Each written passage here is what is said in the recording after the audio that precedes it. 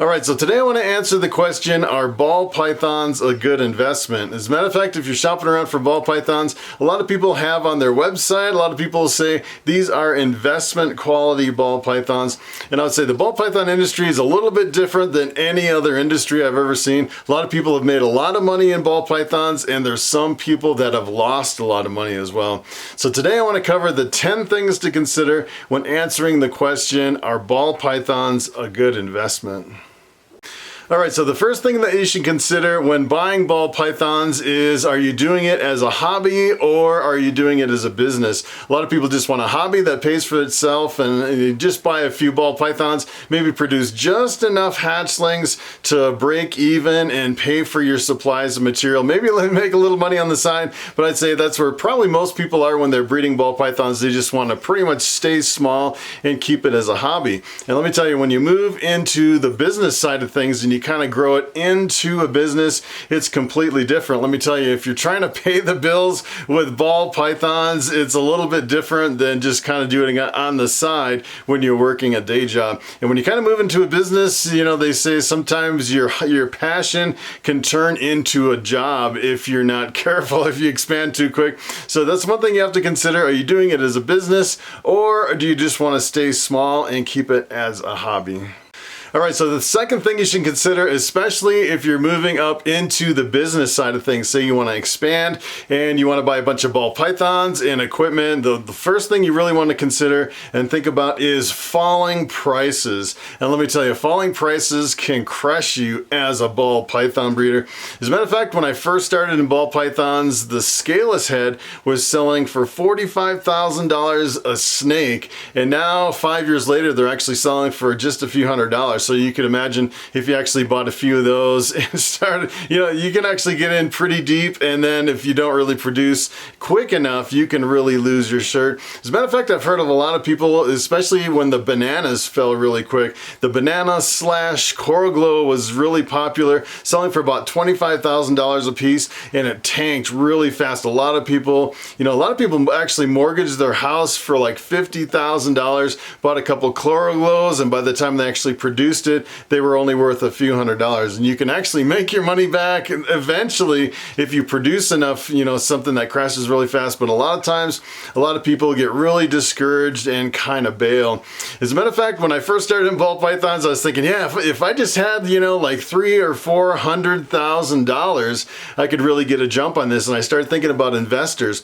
I know some people who are relatively wealthy who might invest in the right projects. And I started thinking, yeah, what am I going to tell them? Yeah, the potential for a price drop in ball pythons is nothing like you've ever seen before. It's really super risky, especially if you're investing really on the high end. So kind of my strategy was invest from, kind of the low end, the middle, and the high, and get a whole range of things. So for example, when I bought into the scaleless head, I think I was paying like $1,200 a snake, and now they're worth a few hundred. So it dropped a little bit, but I actually produced some and got a pretty good return on investment. But you have to really be careful about falling prices if you're considering, especially investing on the high end with a ball python business.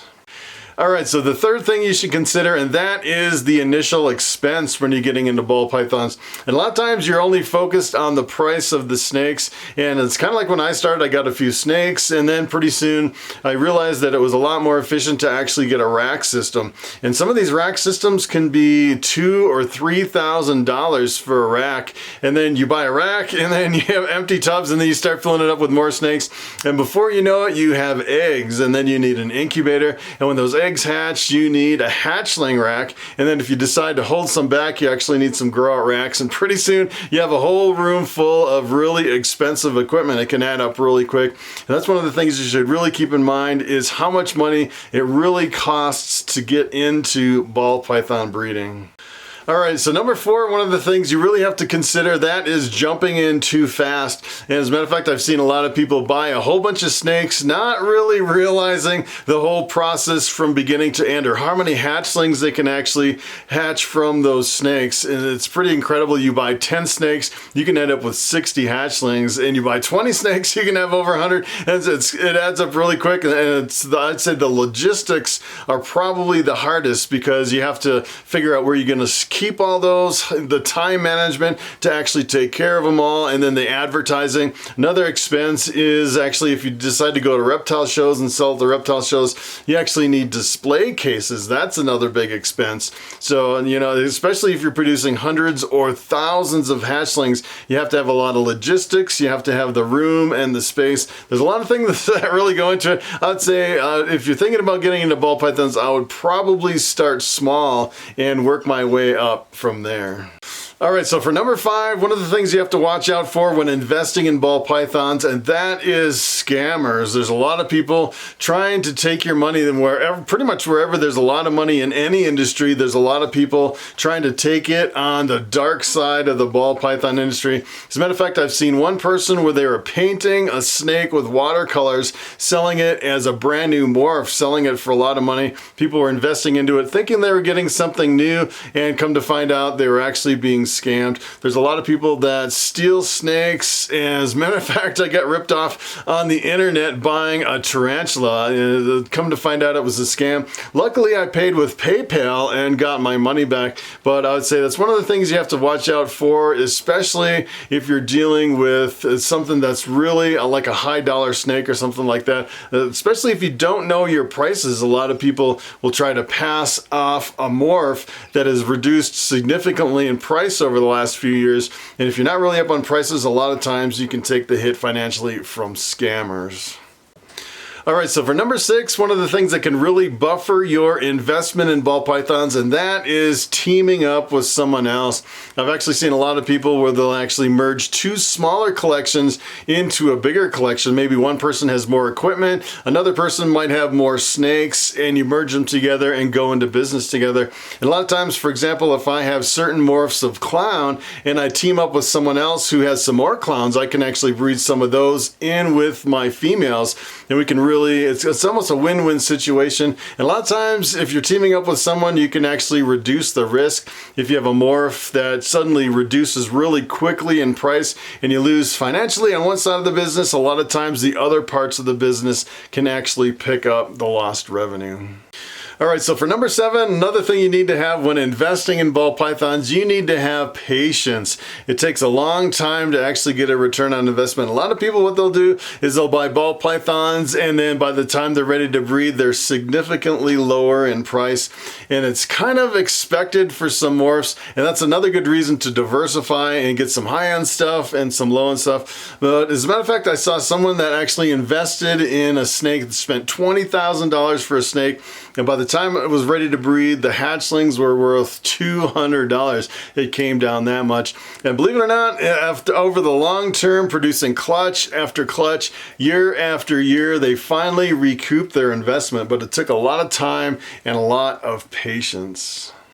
All right, so for number 8, you have to consider high-end snakes versus low-end snakes. And as a matter of fact, if you got into breeding ball pythons and you got a bunch of really cheap, normal, wild-type ball pythons, and you started selling them, I would say you probably wouldn't even break even when it comes to paying for the food and the expenses of the upkeep. And if you buy really high-end snakes, then you have a risk of the prices actually dropping, but you'd actually make more money. As a matter of fact, if I sold all of my snakes and I spent like maybe $200,000 on some really high-end snakes, I would probably do a lot better than I'm actually doing right now, breeding kind of like a mid to low range snake. I breed some, it's pretty awesome stuff, but it's not really high-end stuff that brings in a lot of money. That's another thing you have to think about when you're breeding ball pythons. If you breed a lot of really low-end stuff, I've seen people that'll actually breed them for 5 or 6 years, breeding really low-end, you know, like $80 snakes, $100 snakes, and they get to the point 5 or 6 years down the road and they realize, hey, this isn't really a good investment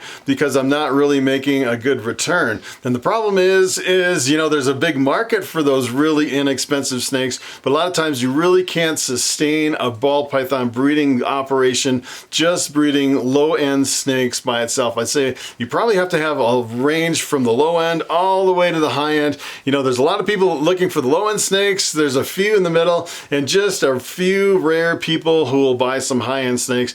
But I would say the middle to high end is really what drives the revenue into your business, so you really can keep it going over the long term.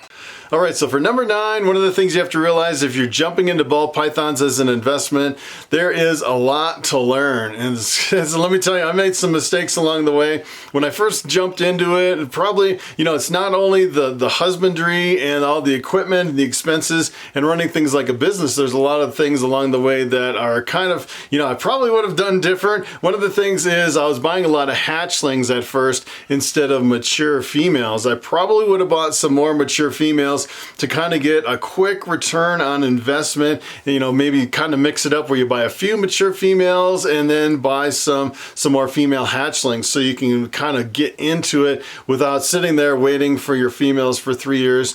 Another one is probably one of the biggest ones that I've learned over the last few years is that you can actually set it up to where you have multiple streams of income instead of just relying on the hatchling revenue coming from the sales of the hatchling. And there's a lot of ways you can actually make money once you start getting into ball pythons. Well, probably one of the biggest ones is you can actually take the coconut husk bedding from the ball pythons and you can resell it as landscaping material and almost recoup 100% of your cost, especially if you're buying like by the pallet like I do, like the Pro Cocoa chip. And I save the bags of used bedding and people love it over the, like the store-bought bedding. It's almost, I can buy it for like half price. I can almost recoup all that money selling it as landscaping material. And a lot of people, they keep coming back time and time again buying that same coconut husk landscaping material, and I recoup almost all the cost.